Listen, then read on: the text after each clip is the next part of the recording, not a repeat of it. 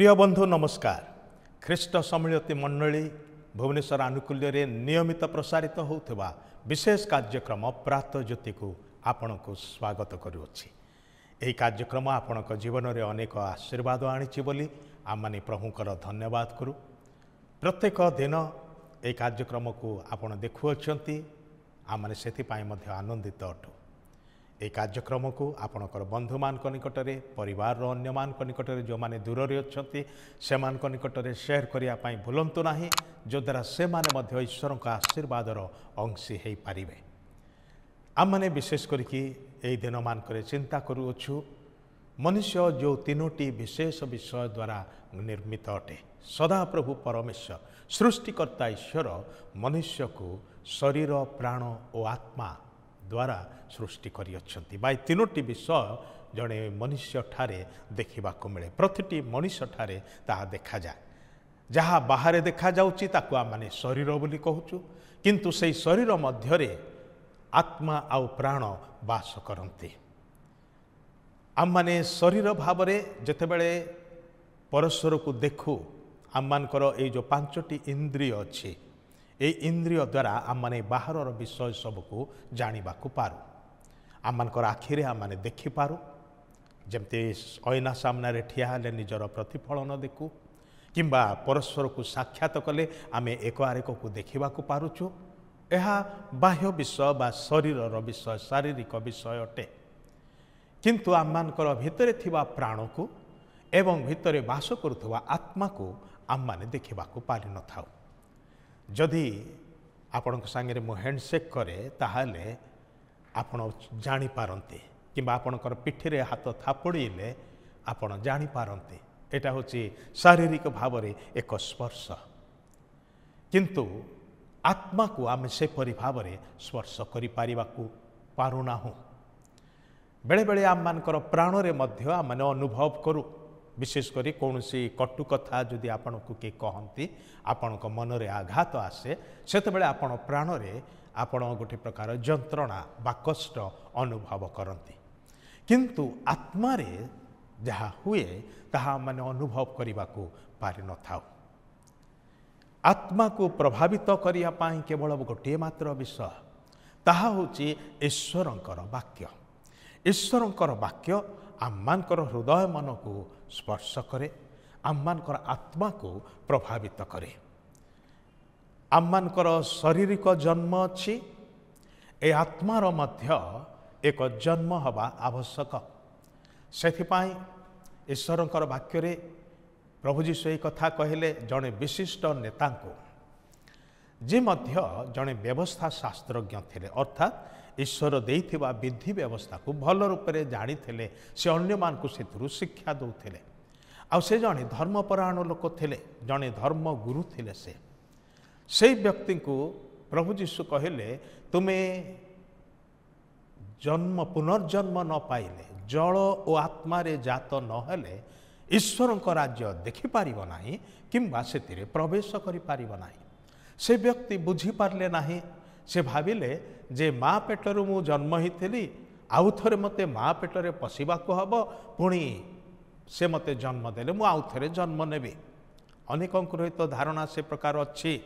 किंतु एठारे प्रभु जीशु जेतले नूतन जन्म बा पुनर्जन्मर विषय कहती सेतेबेले से शरीरर जन्म कथा कहते ना। शरीरर जन्म तो हो सारी। आउ से व्यक्ति जहाँकर बयस निश्चित रूपे 60-70 किंबा तहिरु अधिक वर्ष बयस थिबो से व्यक्ति पचार मु केमिति पुणी माँ पेटरे पशिकी आउ थे जन्म हेबी एटा तो संभवपर ना। प्रभु जीशु कहले जल और आत्मा रे जन्म नवा को हम, अर्थात आत्मिक जन्म। पुनर्जन्म होची आत्मार पुनर्जन्म, शरीरर नुहे। विभिन्न धारणा हयतो लोकंकर अच्छी तो ये जन्म रे आपण मनीष अटंती आर जन्म रे आउ कौन हो जिवे जहाँ भी हेबे ताहा शारीरिक जन्म ही अटे। आउ शारीरिक जन्म शारीरिक मरणर निमंते अटे, कारण जन्म होइछंती जदि दिने मरिबे। किंतु आत्मार जन्म नहेले आपण आत्मिक जगत रे प्रवेश करि पारिबे नाही। स्वर्ग होची आत्मिक स्थान।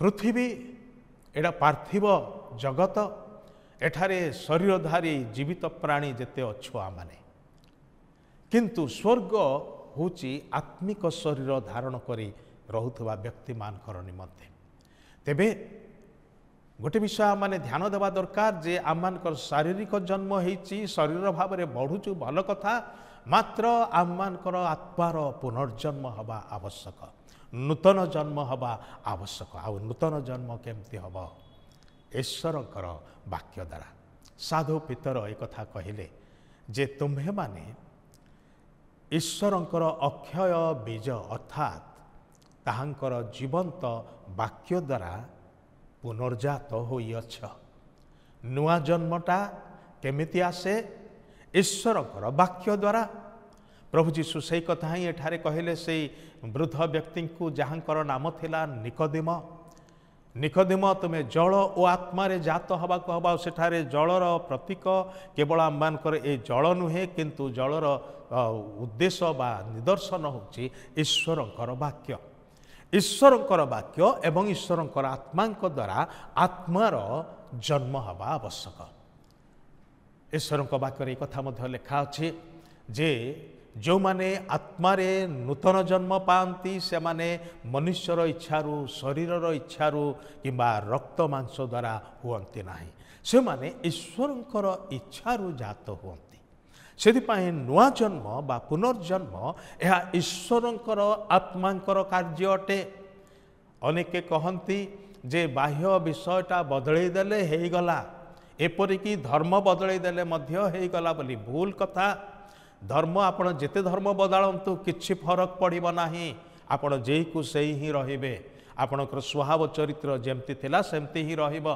जदि प्रकृत परिवर्तन अंतर मध्यरे जीवन मध्यरे स्वभाव चरित्र रे देखिबा को चाहंती ताहा हेले मनर नूतनीकरण हबा को हबो आत्मार पुनर्जन्म हबा को हबो ता बिना जीवन बदलिबो नाही आ ए कार्य कौनसी मनुष्यर अख्तियार रे नाही ए कार्य ईश्वरंकर कार्य अटे ताहांकर आत्मांकर कार्य अटे ईश्वरंकर आत्मा आपणक ठारे ताहांकर वाक्य द्वारा जदि जेतेबेले कार्य करिवे सेतेबेले आपण नुआ जन्म लाभ करिवे आपणकर स्वभाव चरित्र रे अभ्यास रे चालीचलन रे आपणकर जीवन शैली रे बदलाव आसीबो रूपांतरित हो जिवे परिवर्तित हो जिवे नुआ व्यक्ति रे परिणत हेबे ईश्वरंक वाक्य मान के कथा कहे यीशु ख्रीष्टंक ठारे आमे नूतन सृष्टि हे जाऊ ए पुरातन सृष्टि एटा अल्प समय पाए बेसी हेले 70 80 90 100 वर्षर पाए किंतु नूतन सृष्टि अर्थात आभ्यंतरीण